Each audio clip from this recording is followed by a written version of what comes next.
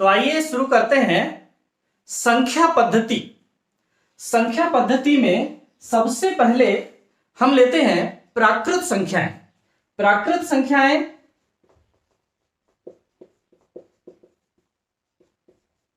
इन्हें n से व्यक्त करते हैं। क्या होती है प्राकृत संख्याएं? प्रकृति की वस्तुओं को गिनने के लिए जिन संख्याओं का प्रयोग होता है वे प्राकृत संख्याएं हैं। तो हम गिनना कहां से शुरू करते हैं? एक से शुरू करते हैं, इसलिए ये संख्याएं एक से लेकर अनंत तक, जहां तक हम गिन सकते हैं अनंत तक संख्याएं प्राकृत संख्याओं की श्रेणी में आती हैं। अब हम इन प्राकृत संख्याओं में शून्य को यदि मिला दें तो वो कहलाती हैं पूर्ण संख्याएं, होल नंबर्स। तो पूर्ण संख्याएं क्या होती हैं? जिस प्राकृत संख्याओं में शून्य को शामिल कर दिया जाए। तो आइए हम शून्य को शामिल करते हैं। शून्य, 1, 2, 3, 4, 5, 6, ये डैश डैश डैश आगे तक बढ़ते रहेंगी। ये संख्याएं कहलाती हैं पूर्ण संख्याएं। अब प्राकृत संख्याएं 1 से प्रारंभ, पूर्ण संख्याएं शून्य से प्रारंभ। लेकिन शून्य से भी कम जो ऋणात्मक संख्याएं हैं वो यदि शामिल कर दिया जाए तो समूह बन जाता है पूर्णांकों का समूह। पूर्णांकों का समूह यानी पूर्णांक इंटीजर्स। तो इससे हम पूर्णांकों को व्यक्त करते हैं z से। पूर्णांकों को z से व्यक्त करते हैं और ये समूह जो होगा शून्य के दाईं ओर धनात्मक पूर्णांक और वो भी अनंत तक, और शून्य के बाईं ओर ऋणात्मक पूर्णांक, ये भी अनंत तक हम ले जा सकते हैं। तो शून्य के अलावा धनात्मक संख्याएं, ऋणात्मक संख्याएं यदि शामिल कर ली गई हैं तो ये कहलाते हैं पूर्णांक। अब पूर्णांकों के अतिरिक्त भी संख्या रेखा पर और भी संख्याएं होती हैं जिन्हें हम शामिल यदि कर लें तो समुच्चय जो बनेगा वो परिमेय संख्याओं का बनेगा। परिमेय संख्याएं क्या है? अब हम सोचते हैं कि संख्या रेखा पर और भी संख्याएं हैं, जैसे कि बटे वाली संख्याएं, ये तो शामिल रहेंगी। चलो हम इनको लिख लेते हैं यहाँ के कोई 1, 1, 2, 2 अंक, जैसे ये ले लिया, इसे भी ले लिया, ये ले लिया। तो ये सब शामिल, ऋणात्मक पूर्णांक शामिल रहेगा, शून्य शामिल रहेगा, धनात्मक पूर्णांक भी शामिल रहेगा। इसके अलावा जो बटे वाली संख्याएं हैं, ऋणात्मक बटे वाली संख्याएं हैं, और कोई भी संख्या हम ले सकते हैं इस तरह से, ये बटे वाली संख्याएं हैं, ये भी परिमेय है। यदि कोई दशमलव प्रसार अशांत तो है लेकिन आवर्ती युक्त है, जिसे हम बार लगाकर रोक सकते हैं, तो ये भी परिमेय संख्या है। यदि अब हम लेते हैं अपरिमेय संख्याएं। वे संख्याएं जिन्हें p बटे q के रूप में नहीं लिखा जा सकता। p बटे q के रूप में नहीं लिखा जा सकता। अब हम p बटे q के रूप में नहीं लिख सकते ऐसी संख्याएं। तो अपरिमेय संख्याएं अब कौन होंगी? जैसे करणी 2, करणी 3, इनके दशमलव प्रसार अशांत एवं अनावर्ती होते हैं। अब करणी 5, करणी 6 और भी दशमलव वाली संख्याएं 3.1, 4, 1, 5, 3, 2, 7, 6 बढ़ते ही जा रही हैं, बढ़ते ही जा रही हैं। अशांत एवं अनावर्ती यदि है, या इस तरह से हम ले लें कि 3.10, 1, 0, 0, 1, 0, 0, 0, इस तरह से दशमलव प्रसार अशांत एवं अनावर्ती है, तो ऐसी संख्याओं को हम अपरिमेय संख्याएं कहते हैं। अब हम संबंध व्यक्त करेंगे कि प्राकृत संख्या, पूर्ण संख्या, पूर्णांक, परिमेय, अपरिमेय, इन सब का समुच्चय वास्तविक संख्याएं कहलाता है। और ये बच्चे याद कैसे रखें, आइए हम देखते हैं। तो उसके लिए हमको एक ग्राफ दिखाना पड़ेगा यहाँ पर। सबसे पहले हम ले लेते हैं प्राकृत संख्याएं। इस तरह से प्राकृत संख्याएं जो हैं इसमें 1, 2, 3 डैश डैश डैश ये सब आएंगी। किसी व्यक्ति ने एक भवन बनवाया, ये है प्राकृत भवन। अब जब उसके पुत्र का समय आया तो उसने उस भवन को इस तरह से बड़ा द्विमंजिला बना दिया, और अब ये भवन कहलाया पूर्ण संख्याएं। तो इसमें एक क्या शामिल हो गया? शून्य को हमने शामिल कर दिया। इस तरह से हम याद रखेंगे कि जो प्राकृत था, सभी प्राकृत संख्याएं, प्राकृत अपने बच्चे के लिए छोड़कर गया संपत्ति, तो सभी प्राकृत संख्याएं किसके अंदर है? पूर्ण के अंदर है। तो सभी प्राकृत संख्याएं पूर्ण है। लेकिन क्या सभी पूर्ण संख्याएं प्राकृत हैं? नहीं, सभी पूर्ण संख्याएं, तो देखो ये प्राकृत के अंदर थोड़ी है, तो सभी पूर्ण संख्याएं प्राकृत नहीं है, लेकिन सभी प्राकृत संख्याएं पूर्ण हैं। इसके बाद जो अगली पीढ़ी आई उसने फिर भवन की ऊंचाई और बढ़ा दिया और अब ये भवन कहलाने लगा पूर्णांक, और इसमें और नया जो तैयार होकर आया वो है ऋणात्मक पूर्णांक भी इसमें शामिल हो गए।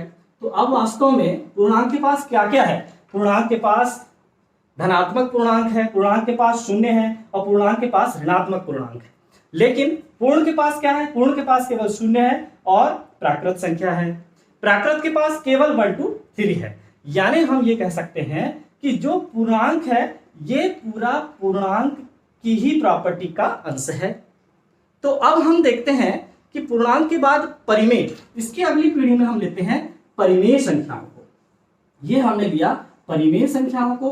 परिमेय संख्याओं में ये इसकी प्रॉपर्टी तो है ही। परिमेय की प्रॉपर्टी कौन कौन है? प्राकृत है, पूर्ण है, पूर्णांक है। इसके अलावा परिमेय के पास और क्या है? परिमेय के पास है इस तरह से बटे वाली संख्याएं p बटे q के रूप में लिखी जाने वाली संख्याएं, और इस तरह से दशमलव प्रसार, अशांत किंतु आवर्ती युक्त दशमलव प्रसार वाली संख्याएं। इन सब में एक चीज है कि इनमें जो बटे में जो आ रहा है p बटे q के रूप में हम इन्हें लिख सकते हैं, और q p बटे q के रूप में हम इन्हें लिख सकते हैं, और q शून्य के बराबर नहीं हो सकता, ये हमें ध्यान रखना है। इसके बाद जब इनके भवन की 4 मंजिलें खड़ी हो गई तो साइड में एक और भवन बनके तैयार हुआ। वो भवन है अलग से है, इनकी पीढ़ी से संबंधित नहीं है, और इस भवन को हम बोलेंगे अपरिमेय संख्याएं। ये वे संख्याएं हैं जो परिमेय से किसी भी प्रकार से संबंधित नहीं है, जिन्हें हम p बटे q के रूप में नहीं लिख सकते। p बटे q के रूप में नहीं लिखा जा सकता, सबसे के रूप में नहीं लिखा जा सकता। इनकी सबसे मुख्य खासियत है इसमें करणी 2, करणी 3, करणी 5, करणी वाली संख्याएं, या 3.10, 100, 100, इस तरह की संख्याएं जो अशांत एवं अनावर्ती हैं, और पाई इस तरह की मान आते हैं, ये अपरिमेय संख्याएं कहलाती हैं। परिमेय एवं अपरिमेय संख्याओं का जो समुच्चय है वो कहलाता है वास्तविक संख्याएं। अब परिमेय और अपरिमेय संख्याओं का जो एक मुख्य समुच्चय बना ये कहला रहा है वास्तविक संख्याएं। प्रश्नावली 1.1, प्रश्न क्रमांक 1, क्या शून्य एक परिमेय संख्या है? क्या इसे आप p बटे q के रूप में लिख सकते हैं, जहां p और q पूर्णांक है और q is not equal to 0? हाँ, शून्य एक परिमेय संख्या है। क्यों है? हाँ, शून्य एक परिमेय संख्या है, ये कर दिया मैंने। अब क्यों है? क्योंकि हम शून्य को लिख सकते हैं p बटे q के रूप में 0/1, 0/2, 0/3 या 0/1, 0/2, इस तरह से हम लिख सकते हैं शून्य को p बटे q के रूप में। और शर्त भी लागू हो रही है कि q शून्य के बराबर नहीं है। बिल्कुल, यहां पर q के स्थान पर हम कभी भी शून्य नहीं रखेंगे। तो इस तरह से शून्य एक परिमेय संख्या है। अब प्रश्न नंबर 2 देखते हैं। प्रश्न नंबर 2 है कि 3 और 4 के बीच की 6 परिमेय संख्याएं ज्ञात कीजिए। तो प्रश्न है हमारे पास दूसरे नंबर का कि 3 और 4 के बीच 6 परिमेय संख्याएं ज्ञात कीजिए। चलिए ज्ञात करते हैं। जब भी हमें सबसे पहले यह देखना है कि कितनी परिमेय संख्याएं ज्ञात करना है, तो बोले सर 6 परिमेय संख्याएं ज्ञात करना है, तो फिर हम 3 को और 4 को, दोनों संख्याओं को लिख लेंगे, और बीच में हमें 6 परिमेय संख्याएं ज्ञात करना है, x1, x2, x3, x4, x5, x6 और ये 4। ऐसे हम 6 परिमेय संख्या ज्ञात करने के लिए x मान लेंगे, इसके बटे भी 1 है, इसके बटे भी 1 है। अब हमें 6 परिमेय संख्याएं ज्ञात करना है, तो एक अधिक का गुणा हम अंश और हर में कर देंगे। देखिए, एक अधिक का गुणा मैं कर रहा हूं, ये 6 से 1 अधिक 7, तो 7/7 का गुणा मैंने दोनों संख्याओं में कर दिया। अब मेरे पास संख्याएं हैं 7 × 21/7 और फिर x1, x2, x3, x4, x5 और x6 और ये 7 चौके 28/7। इस तरह से 21/7 लिख सकते हैं हम 3 को और 28/7 लिख सकते हैं हम 4 को। तो परिमेय संख्या बनकर क्या आएगी, देखिए क्या बनकर आ रही परिमेय संख्या हमारे सामने। तो हमारे सामने परिमेय संख्या बनकर आ रही है कि 21/7 के बाद हम लिख सकते हैं इससे बड़ी संख्या 22/7, इससे बड़ी संख्या 23/7, उससे बड़ी संख्या 24/7, उससे बड़ी संख्या 25/7, फिर 26/7, फिर 27/7 और फिर 28/7। इस तरह से हमने लिख दिया कि 21/7 और 28/7 के बीच में 6 परिमेय संख्याएं कौन कौन सी हैं। इस तरह से ये हमारा सवाल नंबर 2 पूरा हुआ। प्रश्न नंबर 3 है कि 3/5 और 4/5 के बीच 5 परिमेय संख्याएं ज्ञात कीजिए। अब हम ले रहे हैं 3/5। अब हमारे पास 5 परिमेय संख्याएं ज्ञात करना है। कितनी ज्ञात करना है? 5 परिमेय संख्याएं। किस किस के बीच?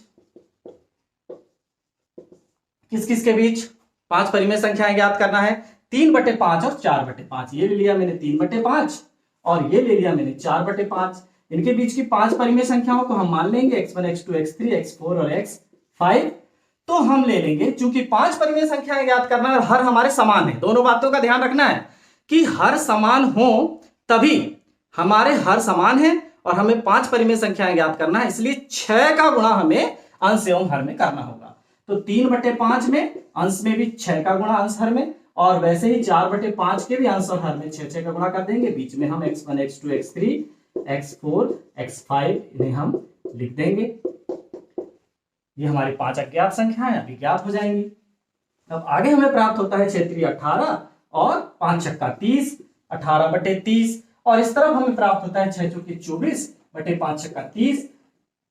तो हम कोशिश करेंगे कि 18 के बाद वाली संख्याओं से हम लिखना शुरू करेंगे। तो क्या हो जाएगा? 19/30, 20/30, 21/30, 22/30 और 23/30। ये 18/6, 18/30 और 24/30 के बीच की 5 परिमेय संख्याएं, या इन्हें हम ऐसे भी लिख सकते हैं कि 3/5 और 4/5 के बीच की 5 परिमेय संख्याएं 19/30, 20/30, 21/30, 22/30 और 23/30 है।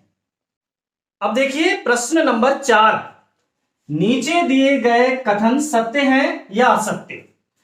कारण के साथ अपने उत्तर दीजिए। कारण के साथ देना अपने को उत्तर।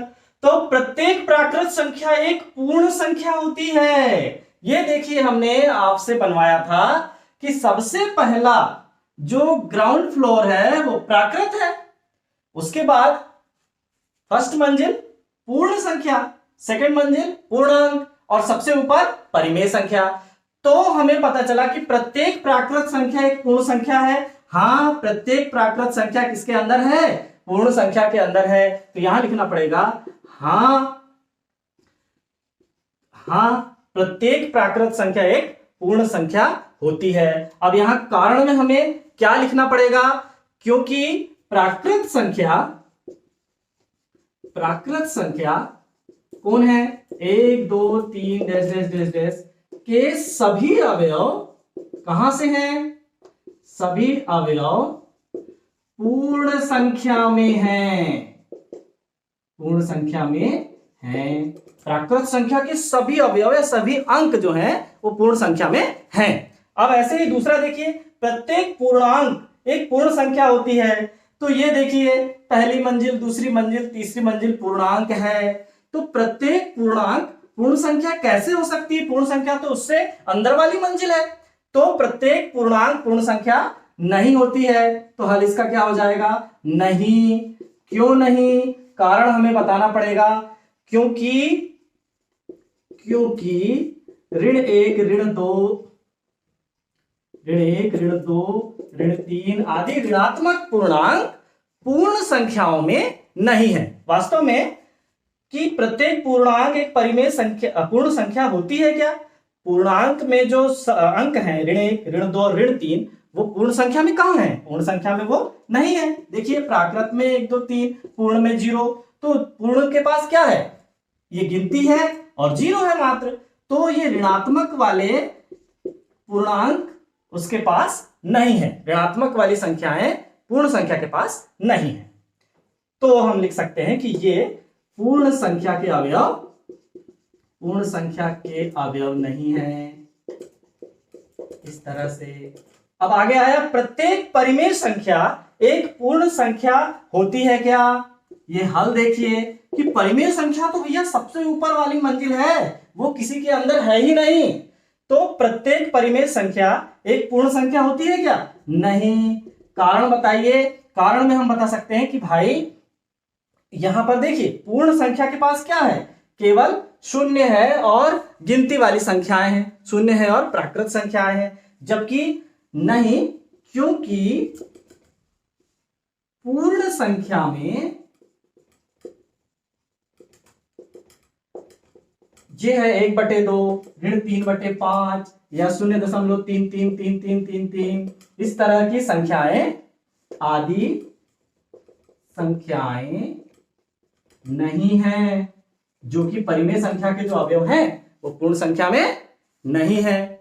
तो हम ये लिख सकते हैं कि क्योंकि पूर्ण संख्या में 1/2, ऋण 3/5 या 0.33, कोई भी हम उदाहरण दे सकते हैं कि इस तरह की संख्याएं नहीं है। हम ऊपर लिख देते हैं, ऊपर लिखकर भी बता सकते हैं कि पूर्ण संख्या में जो अवयव हैं वो वास्तव में परिमेय में हैं, परंतु परिमेय के अवयव पूर्ण में नहीं है। जैसे परिमेय के अवयव 1/2, ऋण 3/5, 0.33, ये आदि सब पूर्ण संख्या में नहीं है। ऐसा हम हल तीसरे नंबर का कर सकते हैं।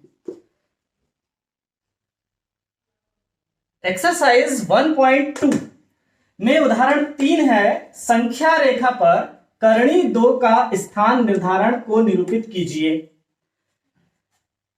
फिर उदाहरण 4 है, वास्तविक संख्या रेखा पर करणी 3 का स्थान निर्धारण कीजिए, करणी 2 का, करणी 3 का, और अब दिखाइए कि संख्या रेखा पर करणी 5 को किस प्रकार निरूपित किया जा सकता है।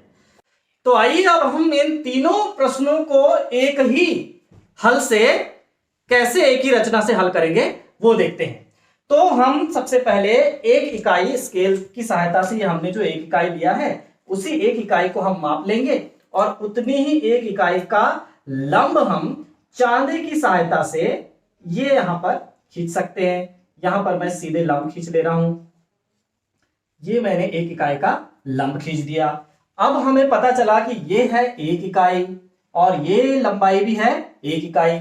जब दोनों एक एक इकाई के हैं, यानी ये समकोण त्रिभुज यदि हम इसका बनाएंगे इस तरह से, तो आप सोचिए कि ये दूरी कितनी होगी। हमें पता है कि यदि आधार का वर्ग 1 का वर्ग, लंब का वर्ग 1 का वर्ग, तो कर्ण का वर्ग क्या होगा? कर्ण का वर्ग बराबर हो जाएगा 1 और 1 2।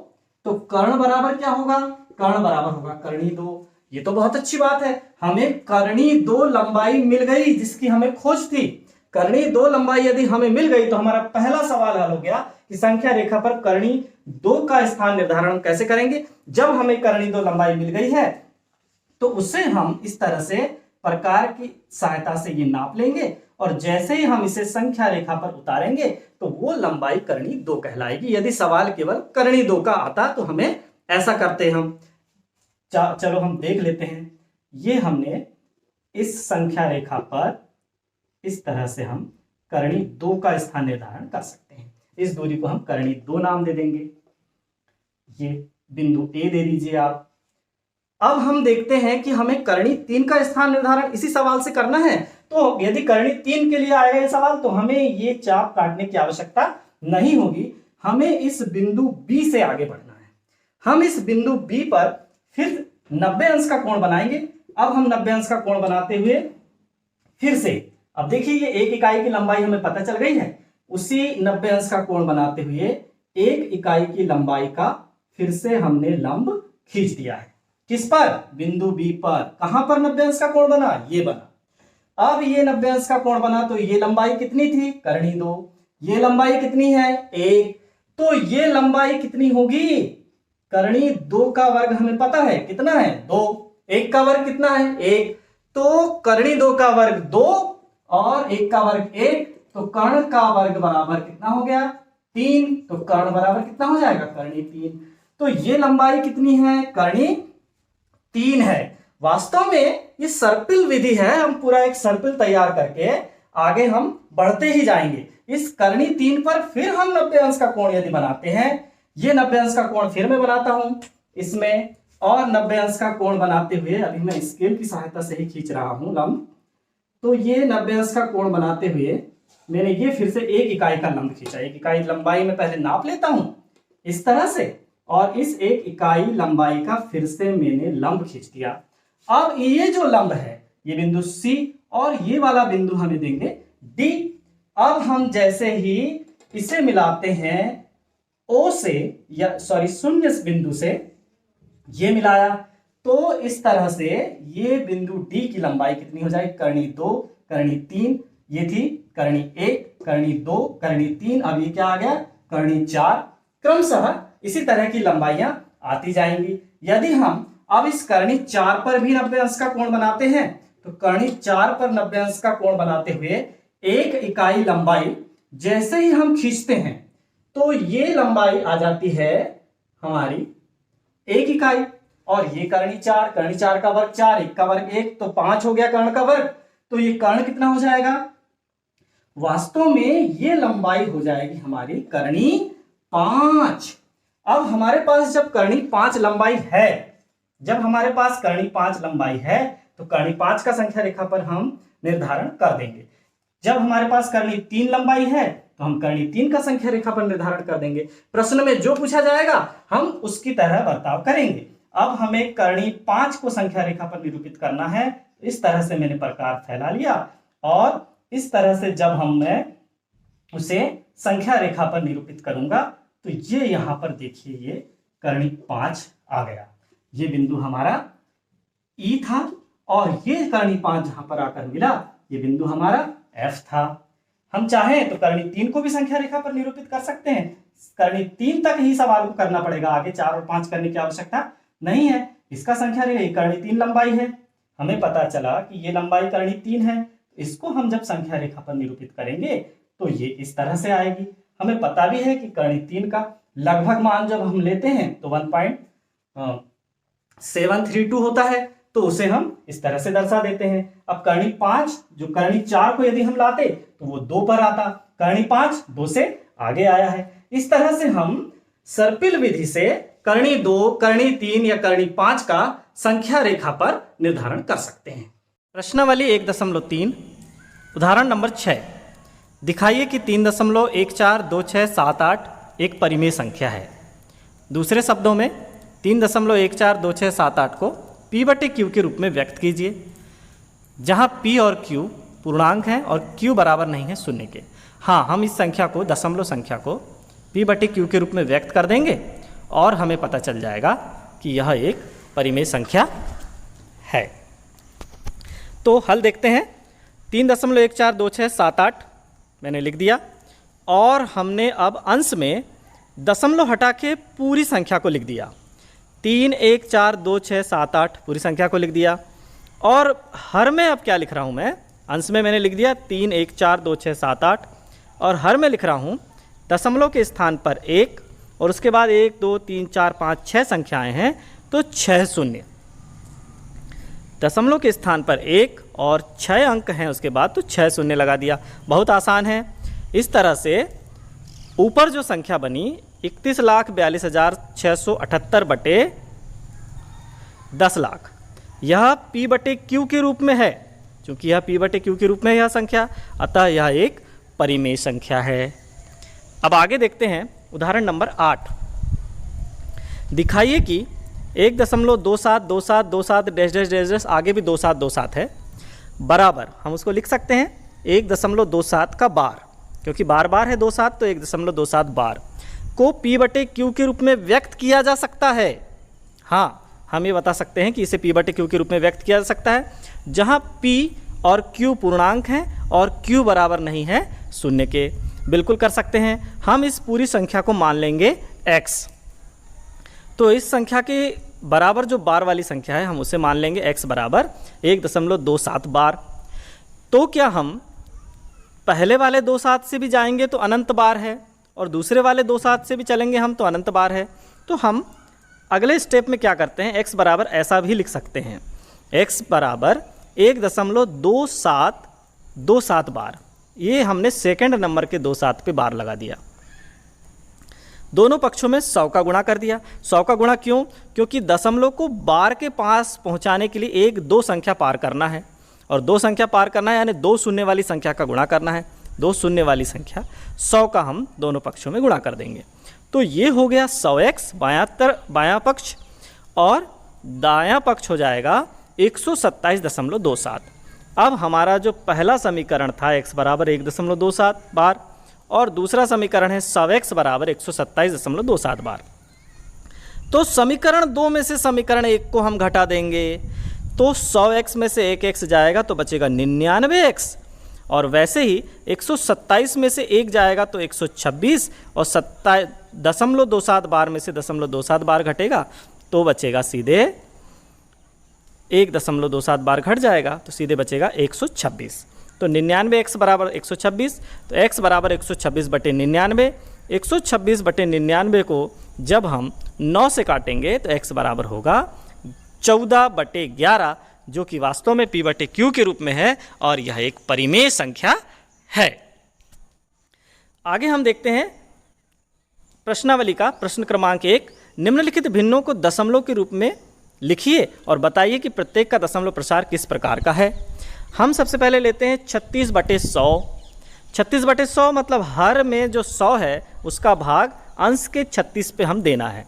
तो हमें 100 का भाग 36 में नहीं जाता, तो भाग नहीं जाने का शून्य लगाएंगे, फिर दशमलव लगाया, जैसे ही दशमलव लगाया तो एक शून्य लग जाएगा। 100 तिया 300, फिर घटाने पर 60 बचा, फिर एक शून्य लगाया तो 100 छिंग 600, तो 0.36 जो आया 36/100 का मान, यानी 0.36 जो कि रुक गया है, मतलब यह एक शांत दशमलव निरूपण है। एक दूसरी पहचान भी है कि यदि हम हर को गुणनखंडों में तोड़ दें और 2, 5 या 2 और 5, 2, 5 ही यदि हर में है, तो केवल 2 है या केवल 5 है या 2 और 5 दोनों हैं, तो हम कहेंगे दशमलव निरूपण शांत है।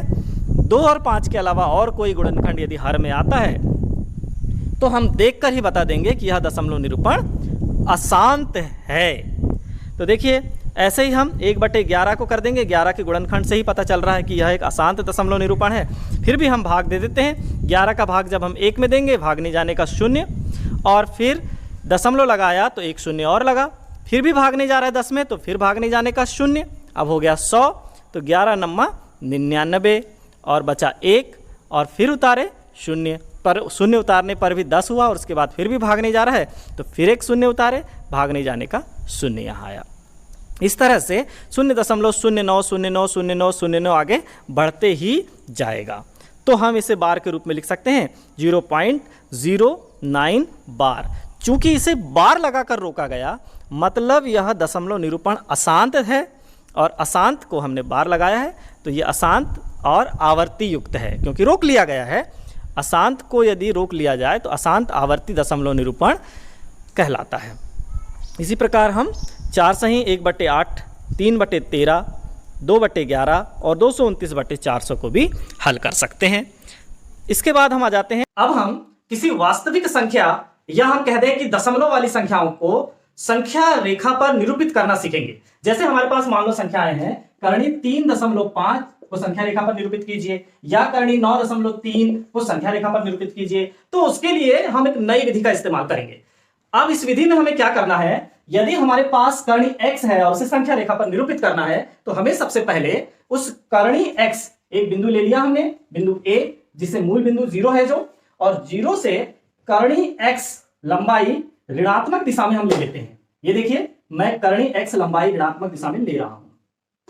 करणी x लंबाई मैंने ऋणात्मक दिशा में ले लिया, और इस करणी x लंबाई के बिंदु को मैंने बिंदु B नाम दे दिया। अब हमें क्या करना है, इस बिंदु ए से एक इकाई, ध्यान दीजिए, इस बिंदु ए से एक इकाई लंबाई के बराबर मैं इसे आगे बढ़ा लेता हूं। एक इकाई लंबाई के बराबर मैंने इसे आगे बढ़ा लिया, तो ये वास्तव में क्या हो गया, संख्या रेखा की एक इकाई मैंने इसे बढ़ा लिया, तो ये 1 -1 और इस तरह से है।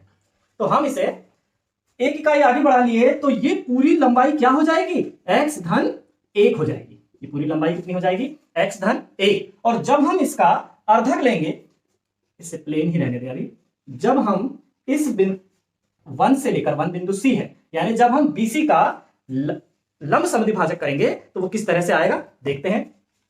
ये मैंने आधे से ज्यादा प्रकार फैलाया और बिंदु B पर रख दिया, और B पर रखने के बाद ऊपर चाप, नीचे चाप, इसी तरह से ऊपर चाप और नीचे चाप, इस तरह से मैंने इन चापों को काट दिया। तो कटान बिंदुओं को मिलाते हुए यह तो हम जानते हैं कि किस तरह से लंबार्धक किया जाता है। ये देखिए, ये मैंने लंबार्धक खींच दिया।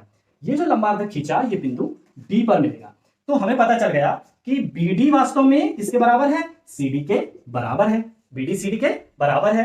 तो हम एक अर्धचंद्र खींच देंगे। कैसे, यहां पर बिंदु D को केंद्र मानकर BD के बराबर प्रकार फैलाकर यदि हम अर्धचंद्र खींचते हैं तो वो इस प्रकार से आकर C पर मिल जाएगा।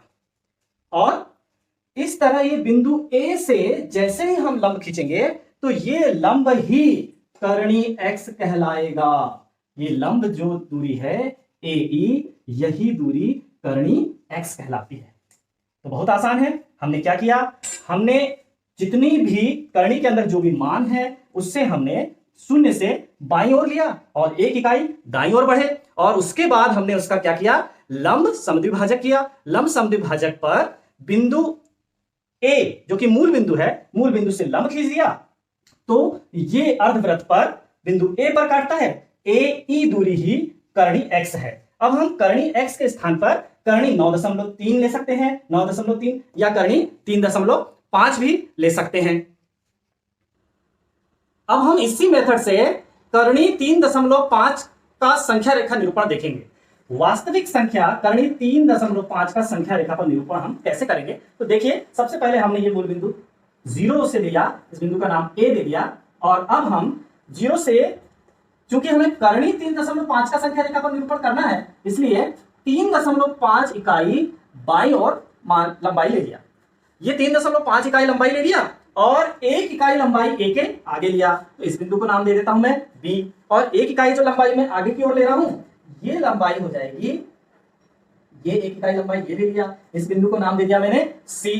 अब हम इसका लंब समद्विभाजक खींचेंगे। किसका, BC का लंब समद्विभाजक खींचेंगे। BC का लंब समद्विभाजक खींचने के लिए आधे से ज्यादा हमने प्रकार फैलाया, और आधे से ज्यादा प्रकार फैलाकर ये ऊपर चाप, ये नीचे चाप, ये ऊपर चाप, ये नीचे चाप, इस तरह से दोनों कटान बिंदुओं को मिला दूंगा। ये दोनों कटान बिंदुओं को ये मैंने मिलाया, तो मुझे तो BC का मध्य बिंदु D प्राप्त हो गया। यही चाह रहा था मैं कि BC का मध्य बिंदु हमें D प्राप्त हो जाए। अब हम क्या करेंगे, BD के बराबर त्रिज्या लेकर, ये BD के बराबर मैं त्रिज्या ले रहा हूं और अर्धवृत्त खींच दूंगा। ये देखिए, बिंदु D पर प्रकार की नोक रखा और ये BD के बराबर त्रिज्या लेकर ये अर्धवृत्त खींच दिया। अब ये अर्धवृत्त जो मैंने खींचा है, यहां पर अब मुझे कुछ भी नहीं करना है। ये जो हमारा बिंदु A है जो कि वास्तव में शून्य है, इस शून्य से एक लंब खींच देना है, और ये लंब जहां भी कटेगा उस बिंदु को बिंदु E नाम दे दीजिए, और ये बिंदु की लंबाई ही होगी कर्णी 3.5। अब इस कर्णी 3.5 को हमें संख्या रेखा पर भी उतारना है। संख्या रेखा पर उतारने के लिए इसे हम और आगे तक बढ़ा देते हैं, और इस कर्णी 3.5 लंबाई के बराबर त्रिज्या लेकर संख्या रेखा पर, ये देखिए कर्णी 3.5 मैंने ले लिया, ये जहां भी उतरेगा संख्या रेखा पर वो लंबाई क्या होगी, वही लंबाई हमारी कर्णी, ये देखिए ये बिंदु F हो गया, और ये शून्य से लेकर ये F तक की लंबाई ही क्या होगी, कर्णी 3.5 होगी। हम देखते हैं प्रश्नावली 1.6 के अंतर्गत सबसे पहले आता है, माना A इज ग्रेटर देन 0 एक वास्तविक संख्या है और p और q परिमेय संख्याएं हैं, तब हमने a को मान लिया कि 0 से बड़ी संख्या है और p और q वास्तविक संख्या है। तो वास्तव में घातांक के नियम हम क्या होते हैं, परिमेय संख्याओं के लिए भी क्या होंगे, तो देखिए a की घात p गुणा a की घात q बराबर a की घात p धन q। दूसरा हुआ a की घात p पूरे की घात q को हम लिख सकते हैं a की घात p गुणा q। फिर इसे लिख दिया कि a की घात p बटे a की घात q, यदि बटे में है तो वो ऋण में आ जाएंगे, a की घात p ऋण q, जो हमने घातांक के नियम पढ़े हैं उन्हीं के रूप हैं ये। a की घात p गुणा b की घात p, दोनों की घात जब p है तो a गुणा b दोनों की घात p हो जाएगा।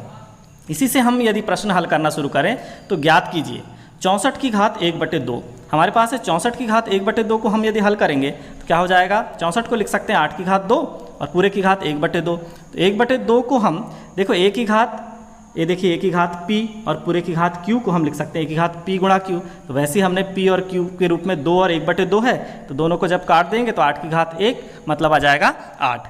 ऐसे ही 32 की घात 1/5 को हम हल करेंगे तो 2 की घात 5 लिख देंगे और पूरे की घात 1/5 आपस में गुणा होगा, 5 से 5 कट जाएगा, 2 की घात 1 बराबर 2। बहुत सरल सवाल है।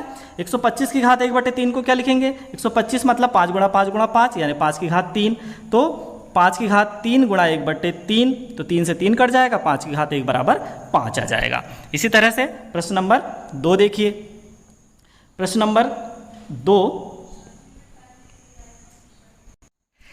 प्रश्न क्रमांक 2 में देखते हैं कि 9 की घात 3/2 बराबर हम लिख सकते हैं 3 की घात 2 और पूरे की घात 3/2। तो 2 से 2 यदि कट जाएगा तो 3 की घात अब बचेगी 3। सर्वसम्मिका घातांक के नियम हम लगा रहे हैं, तो अब 3 की घात 3 मतलब 3 गुणा 3 गुणा 3 27 हो गया। इसी प्रकार 125 की घात ऋण 1/3 है, तो हम सीधे इसको लिख सकते हैं 5 की घात 3 और पूरे की घात ऋण 1/3।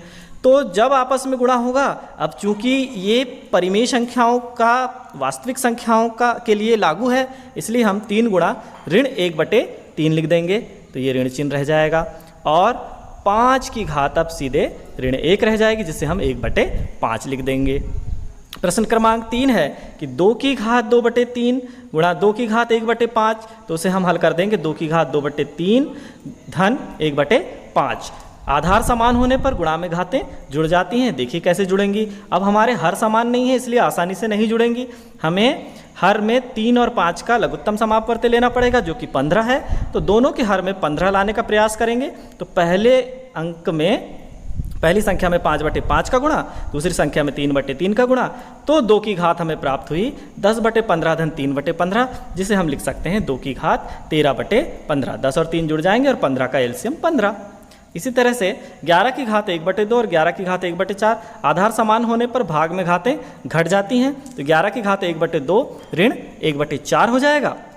तो 11 की घात 1/2 ऋण 1/4 फिर हर समान नहीं थे, तो हर समान में दोनों के हर में 4 लाने के लिए पहली संख्या के अंश और हर में 2/2 का हम गुणा कर देंगे, तो सीधे हो जाएगा 2/4 ऋण 1/4, तो 11 की घात हो जाएगी 1/4। ऐसे ही हम चौथे सवाल को ले लेते हैं, तो 7 की घात 1/2 गुणा 8 की घात 1/2, यानी अब हमारे पास a और b है और दोनों की घात क्या है, p है। तो ठीक है, दोनों की घात एक समान है, तो हमने 7 गुणा 8 पूरे की घात 1/2 लिख देंगे, 7 8 56 हो जाएगा, 56 की घात 1/2। यहाँ पर हमारा चैप्टर नंबर 1 संख्या पद्धति पूर्णतः समाप्त होता है। Thank you for watching.